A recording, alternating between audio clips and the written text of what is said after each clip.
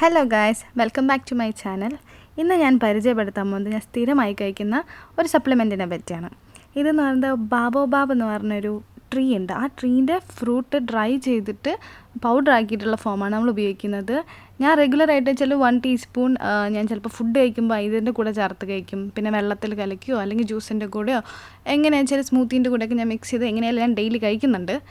ഇത് main thing എന്ന് വെച്ചാൽ വിറ്റമിൻ സി ഒരുപാടുണ്ട്, പിന്നെ ഫൈബേഴ്സ് ഒരുപാടുണ്ട്.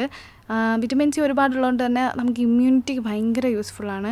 ഞാൻ ഇടയ്ക്കിടയ്ക്ക് സിക്കാവുന്ന ഒരാളാണ്. അപ്പോൾ ജലദോഷത്തിനും അതൊക്കെ ഉള്ളതുകൊണ്ട് തന്നെ എനിക്ക് വിറ്റമിൻ സി ഡെയിലി ഇങ്ങനെ കഴിക്കുമ്പോൾ അതൊരു കുറച്ച് യൂസ്ഫുള്ളാണ്. പിന്നെ കൂടാതെ തന്നെ ഇതിൽ ഫൈബർ കണ്ടൻറ്റ് ഒരുപാടുണ്ട്.